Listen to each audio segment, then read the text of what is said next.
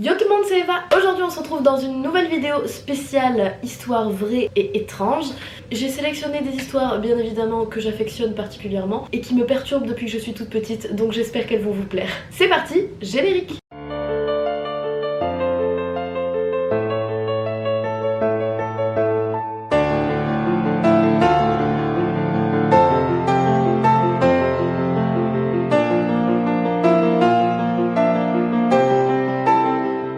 Petite aparté avant de commencer cette vidéo, vous le savez, normalement cette catégorie de vidéos s'appelle Tu ne dormiras pas ce soir numéro temps, sauf que ce nom ne me plaît plus du tout et qu'en plus il est méga long à mettre en titre, donc j'aimerais en trouver un autre. Donc pour l'instant cette vidéo s'appellera juste 3 histoires vraies et étranges. Donc si vous avez des idées de titres pour cette catégorie de vidéos, je suis preneuse, n'hésitez pas à tout mettre dans les commentaires. Et c'est parti pour la première histoire.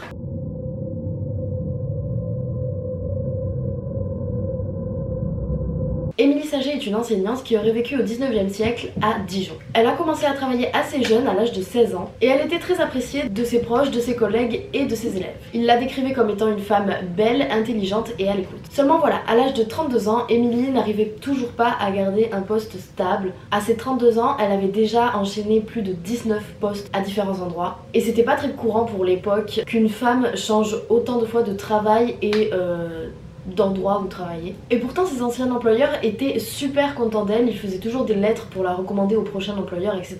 Et c'est là où c'est intéressant. Pourquoi Émilie bougeait autant? Très souvent quand Émilie allait quelque part, les gens lui rapportaient des faits étranges qui se déroulaient autour d'elle, mais qu'elle, elle ne voyait jamais. Par exemple, une fois elle donnait un cours à 13 élèves dans une classe d'un pensionnat très réputé qui s'appelait Neuwelk en Lettonie. Alors je suis pas sûre de bien le prononcer, mais je n'ai pas trouvé la prononciation exacte. Et dans ce cours, les élèves ont eu la surprise de voir apparaître derrière Émilie un double d'elle qui reproduisait à l'exact tous ses mouvements. Émilie à ce moment-là ne s'en serait pas rendu compte, mais les élèves étaient tous terrifiés puisqu'ils avaient réellement l'image de leur prof et d'un double qui était venu se matérialiser derrière elle sans explication. Un autre jour, dans ce même pensionnat, 50 élèves et une prof étaient dans une classe en train de faire la couture, et à travers la fenêtre, tout le monde pouvait bien apercevoir qu'Émilie était en train de faire du jardinage à l'extérieur. La professeure de cette classe décide de partir certainement pour aller chercher quelque chose, et elle laisse donc les 50 élèves toute seule dans la classe. Et à ce moment-là, les élèves disent avoir vu rentrer Émilie dans la pièce et s'asseoir sur un fauteuil au fond de la classe. Alors que Émilie était également derrière la fenêtre en train de faire du jardinage. Choqués, les élèves décident donc de communiquer, enfin du moins d'essayer de communiquer avec cette chose, ce double, sans aucune réponse, et elles essayeront de la toucher également, mais elles diront que c'était comme vide. Elles passaient leurs mains, c'était transparent en fait, il n'y avait aucune matière. Émilie a confirmé plus tard qu'elle était bel et bien dans le jardin en train de jardiner et qu'elle n'était pas rentrée dans cette classe. Mais suite à cette histoire, beaucoup de parents d'élèves ont décidé de retirer leur enfant de ce pensionnat et Émilie a dû donc quitter ce pensionnat alors que pour elle il ne s'est rien passé puisqu'elle n'a jamais vu son double. Mais à chaque fois que les personnes venaient vers elle pour lui raconter ces faits étranges, Émilie finit par remarquer qu'à chaque fois qu'ils disent apercevoir son double, c'est à des moments où elle se sent extrêmement vidée de son énergie, très fatiguée. Mais encore une fois, c'est le seul lien qu'elle fait puisqu'elle n'a jamais vu son double. Pour ceux qui ne connaissent pas ce genre de cas, car oui, ce n'est pas la seule histoire de double que nous connaissons à ce jour, d'autres personnes disent avoir vu ou avoir vécu des choses similaires au cas d'Émilie. Et ces doubles ont un nom, on les appelle les doppelgangers. J'ai un accent de merde. Et entre nous, heureusement qu'Émilie n'a jamais vu son double, car voir son doppelganger serait signe de mauvais présage, voire de mort. Que pensez-vous de cette histoire? Moi je l'aime beaucoup, il y a beaucoup de cas de doppelganger que j'aime beaucoup. Il y en a également une sur un écrivain je crois qui a vu son propre double, qu'il a vu dans une tenue totalement différente à un endroit particulier. Et 10 ans après, il s'est retrouvé dans la même tenue que quand il avait vu son double et il est malheureusement décédé à cet endroit même. Bien évidemment, là je vous laisse planer le mystère, mais il ne faut pas oublier que les seuls témoignages que nous avons de l'histoire d'Émilie, c'est des élèves qui avaient entre 10 et 15 ans. Donc est-ce que c'était une hallucination collective qui a eu lieu plusieurs fois? Est-ce que c'était réel ou est-ce que c'était tout simplement un mensonge des élèves pour pouvoir se rendre intéressant? On ne saura jamais, mais j'aime bien laisser planer le mystère. On passe maintenant à la deuxième histoire.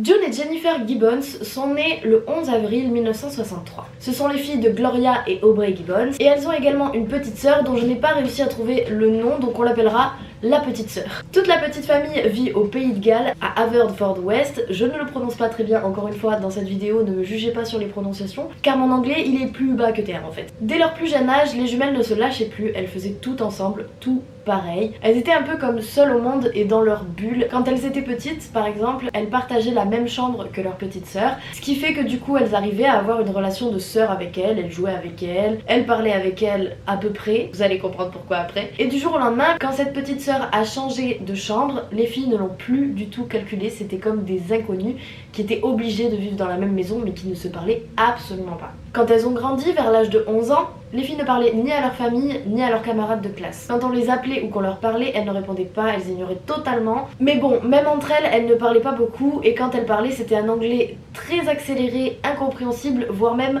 inventé. Ce qui a fait malheureusement qu'elles étaient beaucoup mises à l'écart à l'école, car beaucoup d'élèves se moquaient d'elles. C'était des filles très discrètes, qui ne parlaient pas, qui ne bougeaient pas, qui ne se mêlaient pas aux autres élèves, et c'était deux petites filles noires. À l'époque, le racisme était beaucoup plus présent qu'aujourd'hui, même si malheureusement aujourd'hui il reste encore 2-3 connards, on va pas se mentir. Ce qui fait que les professeurs étaient obligés de les laisser partir plus tôt de l'école pour éviter qu'elles se fassent embêter sur le chemin du retour pour rentrer chez elles. Seulement plus elles grandissaient, plus elles se mettaient à l'écart de leur famille et leurs relations devenaient de plus en plus toxiques. Elles faisaient tout ensemble, tout pareil, elles faisaient même des mouvements synchronisés, elles mangeaient en même temps et marchaient au même rythme, mais elles ne supportaient plus le lien qu'elles avaient entre elles. Elles disaient qu'elles ne l'avaient pas choisi et qu'elles le subissaient, car oui, elles ne parlaient pas, mais elles écrivaient beaucoup. Elles s'interdisaient entre elles beaucoup de choses, par exemple, quand leur sœur a eu un enfant, June interdisait à Jennifer d'aller voir leur neveu et Jennifer interdisait à June d'aller voir leur neveu également, ce qui fait qu'elles ne sont jamais allées le voir au final. Ce qui a fait qu'elles ont été mises aussi un peu plus à l'écart de leur famille, puisqu'en plus quand elles étaient invitées à des événements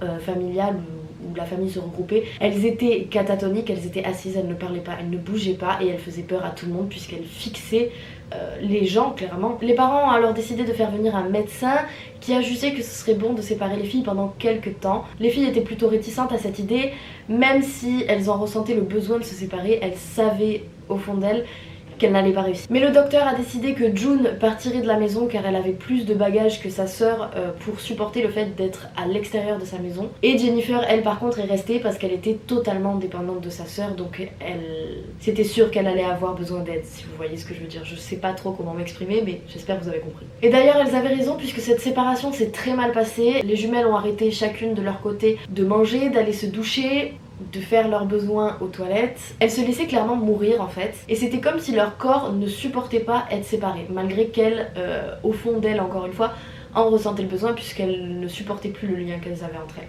June est donc rentrée assez rapidement chez elle et elles ont très vite repris leurs habitudes de tout faire toutes les deux et de rester absolument que toutes les deux. À leurs 16 ans, elles ont écrit dans leur journal qu'elles souhaitaient faire le plus de dégâts possible car la vie leur faisait payer, donc elles allaient se venger sur un maximum de choses. Elles ont donc commencé à brûler beaucoup de choses, c'était quelque chose qui était devenu normal chez elles. Elles brûlaient beaucoup de bâtiments abandonnés, des petits endroits abandonnés et des magasins qui eux n'étaient pas abandonnés. Du coup ça a pas loupé, elles ont fini par se faire prendre et elles sont allées en prison à l'âge de 19 ans. Elles étaient dans la même cellule mais elles se battaient constamment et quand on les séparait, elles se laissaient mourir. Donc au bout d'un moment la prison ne savait plus trop quoi faire et elles ont donc été transférées dans un hôpital psychiatrique qui eux ont un peu mieux géré la situation et ont décidé de les séparer quand même, c'est-à-dire qu'elles étaient chacune dans une partie de l'hôpital bien différente et les médecins pouvaient s'occuper d'elles, donc ça permettait un peu qu'elles se laissent pas mourir. Et le seul contact qu'elles avaient entre elles, c'était qu'elles s'envoyaient des lettres où Jennifer disait à sa sœur qu'elle savait qu'elle allait mourir bientôt et qu'elle savait qu'elle allait mourir avant sa sœur. En mars 1993, 12 ans après avoir été internée dans cet hôpital, les filles sont transférées dans un autre hôpital qui, on va dire, est un peu plus safe, un peu moins strict. Mais avant ce transfert, Jennifer avait envoyé une lettre à sa sœur où elle disait dedans qu'elle ne survivrait pas à ce voyage, qu'elle savait qu'elle allait mourir avant d'arriver. Le 9 mars 1993, Jennifer meurt à la suite d'un infarctus, qui est une mort naturelle, donc comment elle a pu prédire sa propre mort, rien que ça c'est bizarre. Et c'était très peu de temps après leur arrivée dans cet hôpital. June savait que sa sœur n'allait pas s'en sortir et elle avait donc écrit un poème à faire graver sur la pierre tombale de sa sœur. Et ce poème disait « Nous étions deux, nous ne faisions qu'une, nous ne sommes plus deux, nous vivons en une ».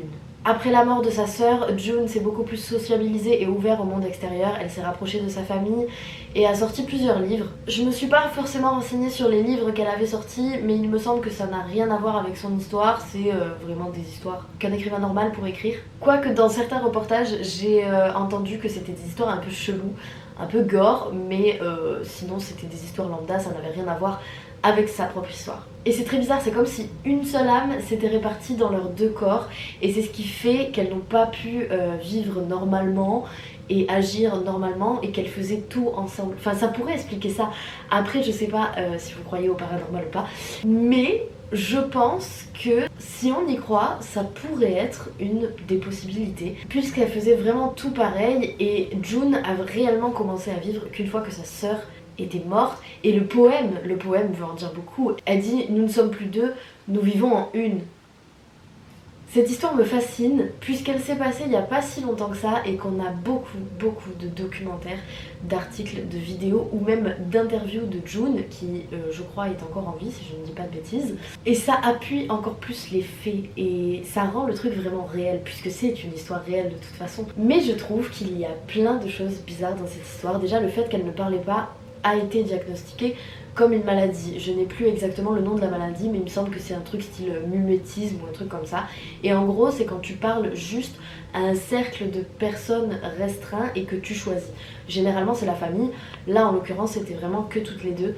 Ensuite, le fait qu'elles faisaient tout ensemble, tout en même temps, était très bizarre aussi. Elles faisaient tout synchronisé. Dès que les gens s'arrêtaient pour les fixer parce qu'ils trouvaient ça bizarre, elles-mêmes s'arrêtaient et les fixaient droit dans les yeux. Un truc terrifiant, enfin, en plus des jumelles, genre on dirait vraiment les jumelles des films d'horreur là, chelou. J'espère que vous avez trouvé cette histoire intéressante.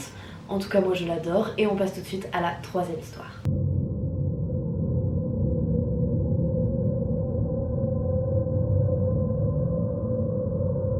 Pour cette troisième histoire, nous allons pas trop rentrer dans les détails car il existe plein de films, de reportages ou même de vidéos YouTube à ce sujet. Donc on va mettre la partie du pourquoi, du comment de côté. Nous on va surtout se concentrer sur les disparitions les plus étranges qu'il y a eu autour de ce triangle des Bermudes. Ce fameux triangle se situe entre la Floride, Porto Rico et les îles des Bermudes. Et des histoires de disparitions étranges dans cette zone, croyez-moi, il y en a beaucoup. C'est en moyenne 20 bateaux et 4 avions par an qui disparaissent. C'est quand même énorme. Je savais pas avant de réaliser cette vidéo qu'il y en avait autant qui disparaissaient par an. C'est du coup une histoire qui me fascine encore plus. Et sans qu'on ne sache vraiment pourquoi ils disparaissent. Il y a plein de théories à ce sujet. Puisque c'est une vidéo d'Halloween, on ne va bien évidemment pas parler des théories rationnelles, qui n'est autre que la météo tout simplement. On va vraiment se concentrer sur les trucs un peu plus barrés. Certains parlent même d'une porte vers une autre dimension, voire une autre réalité temporelle. En décembre 1925, un navire américain nommé le SS Cotopaxi se dirige avec 32 membres d'équipage vers la Havane. Ils n'arriveront bien évidemment jamais à destination, et ce n'est que 95 ans plus tard que l'épave du bateau sera retrouvée quasiment intacte au milieu du désert de Gobi. Mais ils ne retrouveront malheureusement jamais les corps des 32 membres d'équipage. Le 5 décembre 1945, une patrouille de 5 avions avec 14 membres d'équipage partent pour un vol d'entraînement au-dessus de l'Atlantique. Ils vont disparaître en pleine communication audio, et la dernière chose qu'ils diront, c'est qu'ils entraient dans une zone d'eau trouble et qu'ils étaient totalement perdus. Et puis ça a coupé. D'un coup. Une équipe de 13 personnes est alors envoyée pour les retrouver et les sauver, mais malheureusement, l'avion de sauvetage disparaîtra lui aussi des radars. Le 2 juillet 1955, à l'aéroport de Guardia à New York, décolle un avion de la Pan America. C'est le vol 914, je pense que beaucoup d'entre vous connaissent cette histoire, en direction de Caracas au Venezuela. Je n'arrive pas à le prononcer, excusez-moi. 1 heure après son décollage, il disparaîtra des radars et ne donnera aucun signe de vie. Des recherches seront alors organisées, mais aucune épave ne sera retrouvée. Mais le 9 septembre 1992, à l'aéroport de Caracas au Venezuela, 37 ans après avoir décollé, le vol 914 de la compagnie Pan America atterrit pour ensuite redécoller, pour ensuite disparaître totalement. On ne le reverra jamais. C'est la tour de contrôle qui, en ne comprenant pas pourquoi un avion étranger était en train de se diriger sur leur piste pour atterrir alors qu'il n'était pas prévu, qu'ils ont décidé de vérifier l'immatriculation de cet avion, qu'ils se sont rendus compte que c'était le vol 914 de la Pan America qui avait disparu 37 ans plus tôt. Mais quand ils s'en sont rendus compte, l'avion était déjà reparti. Alors qu'est-ce que vous en pensez? Est-ce que c'est une porte vers un autre monde? Une sorte de vortex qui nous ferait voyager à travers le temps? Ou encore des aliens qui viendraient nous kidnapper pour faire des expériences cheloues sur nous? Oh, c'est Halloween, il faut bien rajouter du piment. J'adore toutes les histoires qui tournent autour du triangle des Bermudes. Je crois également qu'il y a une série sur le vol 914, ou du moins une série qui s'en est inspirée, parce que je vois souvent des extraits de TikTok d'une, je ne sais plus comment elle s'appelle, mais je pense que vous devez la connaître puisqu'elle passe extrêmement souvent sur les réseaux, d'une série qui en gros parle d'un vol qui a décollé et qui réatterrit je crois 5 ans plus tard sans vraiment comprendre qu'il y a eu une différence de temps, etc. Je pense que c'est très fortement inspiré du vol 914. Il y a bien évidemment plein d'autres histoires à ce sujet, mais j'ai choisi les plus étranges, les plus mystérieuses et j'avoue mes préférées. N'hésitez pas à me dire dans les commentaires ce que vous en avez pensé. N'hésitez pas aussi à me donner un nouveau nom pour cette catégorie de vidéos parce que tu ne dormiras pas ce soir. D'où m'est venue cette idée, le titre est beaucoup trop long. Je sais que la semaine dernière je vous avais dit qu'il y aurait une vidéo chaque week-end. La semaine dernière il n'y a pas eu de vidéo car j'étais malade. Ne vous étonnez pas si la prochaine vidéo d'horreur sera aussi une histoire et pas un maquillage ou autre, puisque j'étais censée faire maquillage, histoire d'horreur, maquillage ou déguisement ou un truc un peu plus rigolo et festif, et encore une histoire d'horreur le jour d'Halloween. Mais vu que je me suis loupée le week-end dernier, il n'y aura pas d'autres vidéos maquillage cette année. Je suis désolée, mais vous inquiétez pas, on se rattrapera l'année prochaine. Sur ce, moi je vous fais de gros bisous et je vous dis à la semaine prochaine. Bye!